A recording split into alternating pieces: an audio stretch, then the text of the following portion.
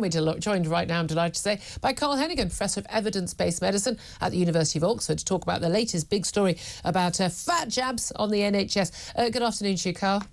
Good afternoon, Julia. Thanks so much for joining us. Right, so we've heard all about these fat jabs and how good they all are, the Wegovy, the goodness knows the whatever. It is the Manjaro that's been approved by NICE for the NHS to give, and this is supposed to be the most successful fat jab and make a real difference, game changer for people who've been severely obese for many years, got lots of other health problems. Wes Street, the health secretary, at one point was talking about, everyone who needs them could get them. They cost quite a lot of money, and it involves an awful lot of other extra work, counselling and help with diet and the things like that. And now we've had a ruling that actually NHS capacity means that even though 3.4 million adults are eligible technically for these free fat jabs on the NHS, actually only 220,000 of patients, fewer than 1 in 10, will actually be able to be given the drug over the next 3 years because of the spending constraints, the time constraints. Seem to be a lot of people who say this is awful. All these millions of people have been denied a weight loss jab on the NHS. But I mean, last time you and I spoke, there seemed to be a big question mark about how well these jabs do actually work.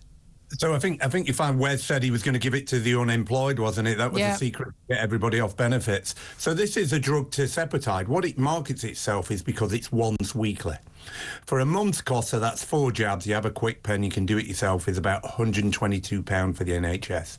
So the first thing to realise, even if you just give it to this small number of people, it's going to cost, they reckon, about 320 million a year. My estimate is it will be more than 400 million a year. Now, if you wanted to give it to everybody, that's 10 times more, so it'd be about 4 billion. Remember, in the cost of the whole UK England drug budget is about 10.4 billion. So this could completely dwarf all of our drugs, and there'll be no money left for everything else. Now remember, you have to exercise 150 minutes a week while you're on the drug. That was in the trial. Most people seemingly can't get out of bed these days, so the idea that you do 150 minutes of exercise, and you have to reduce your calorie count by 500 a day. Now, Julia, that to you might be a few drinks and a small. That was unfair. that was a bit of a dig there. So that will be the end of your Christmas, if you like. But look, this is key. This is a problem. I do think they have to go, does the trial translate into the real world? We can't just roll this out. If you want to give, just imagine, if you want to give it to like 200,000 people, there's only 260 working days. So you're talking, by that quarter million, you're talking 1,000 people a day who've got to get on the drug, and you've got to get the weight loss advice, the exercise. Don't worry about the people worried about cancer. I wanted to be treated. But the argument seems to always be, but we'll save the NHS loads of money, and all of these people are getting all these other problems because, of course, you've got diabetes, you've got more. If you're fatter, you're more likely to be having a risk of heart attack and of pretty much every cancer as well. So actually, it'll be a wonderful saving. It's an investment, Carl. Yeah, so look, we have to admit we have a crisis in our obesity levels. I mean, if you look at overweight and obesity, by the time 45 to 75, we're talking 3/4 of us are in that zone. So we do have this crisis, but somehow what we're doing is there's a quick fix down the line. And I suspect what will happen is here, whatever we've tried so far, the problem seems to be getting worse. This is a long-term plan that has to start from schools, coming right through from families to a change of direction. It is incredibly hard as you get older to lose weight. We all know that. But the quick fixes, the key here is, if you're not losing your weight and you haven't lost your weight, I'd have very stringent targets. You haven't lost 5% of your body weight within 3 months, stop the drug. It's not working. We're wasting our money. And at the very least, you're not doing the changes in your diet, in your lifestyle that will go on. I remember last time we spoke, you pointed out actually even on the trial conditions, even when people have been closely monitored, getting all the support on diet and lifestyle and exercise, that actually within a couple of years of people coming off a drug, and these drugs are only recommended for 2 years max, you can't stay on them forever. That's not good for you. They're not that good for you anyway, I would suggest. The side effects tend to be hidden, I think, by most of these pharmaceutical companies and their trial data. You come off it, if you don't keep up with the change in diet and lifestyle, you put the weight back on again anyway. You're correct. So what they do in the modelling is say by 5 years you'll be back to where you were, because if you don't change all of these parameters, you only should have the drug for 2 years and then you've reached your target weight. So what happens when you stop it? Well, most of these weight loss programs suffer from that problem. People rapidly put the weight on because they haven't changed their lifestyle. this is not just an individual. Somehow we've got to work out as a society what is seriously going wrong here and how do we shift our behaviour. But also, I mean, I have to say, I remember looking at the stats, and it was something like, on average, about weight that people lost on the trial conditions with all support, etc.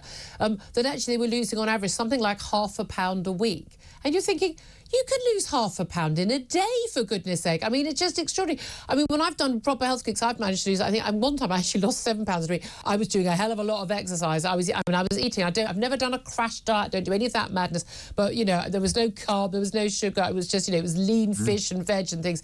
And I have to say, I mean, but, you know, half a stone a week, I was absolutely thrilled. The reality is that actually most of this weight loss could be done if people just did the diet, the lifestyle.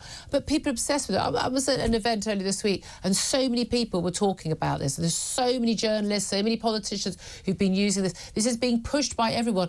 But I always worry about anything where it's a sort of, you know, well, we're just going to take another pill. Everyone just take another pill, as opposed to adjusting the lifestyle things. But also, if you don't adjust the lifestyle on the diet, not only will you put the weight back on, but actually that also has a massive impact on things like mental health. Everyone's talking about mental health. Well, you know what? Eating healthily means you sleep better, means you've got the energy to do more, you'll go outside more, walking, you don't need to go to join a gym, physically just walking or cycling, whatever you want to do. But actually all of those things all tie in. And I've got this idea that we're all just going to be sitting in a little pod, Matrix style, just popping pills, but that's the solution. And we'll be online getting Deliveroo to deliver us more fast food and more calories. The number I have in my mind is about 3,000 calories. That's equivalent to about £1. So actually, if you reduce your calorie deficit 500 a day, that gets you to near 3,000. You can have a day off on Sunday, and basically you'll lose £1 a week. So that's right. But generally, what I say is it's very hard to lose weight with exercise, but you can get 100, 200 calories in that. And then you're looking at 200, 300 a day, sustainable over the long haul. And you look and feel better. I mean, you know, you exercise, you actually, but I just think the whole thing is just completely coming the wrong way. And again, at the same time, we've got a government saying they're going to ban us seeing adverts for food that we like. And that's how I'm going to make the world better. Whatever you do, always have a day off, enjoy yourself. Do not try and say, I'm going to have this life, which is miserable 7 days a week. You know, and so I think if you just be sensible, and this is what I would be fit at 50, and then you can sod 60, sorry about the language, but you basically want to be able to get a population who say, I'm going to start looking after myself. And then by the time I get to 60, I won't have all these chronic diseases. I'll be able to be out there enjoying myself. I'm genuinely, that's exactly what my husband and I did. Honestly, in my mid-40s, I went, right, got to get on top of this and stay that way. And it's the best thing I ever did. Best thing I've ever done. And what about things like simple tax reductions for people who join gyms and use them and actually do the right thing? You'd actually have to use them. That's the way you'd look at it. I mean, that would be more, I'm not in favour. Again, I think people should do it for their own good, you know, so you can actually meet your grandchildren, that sort of thing. Carl Heneghan, always good to talk to you. Thank you very much indeed, from the University of Oxford.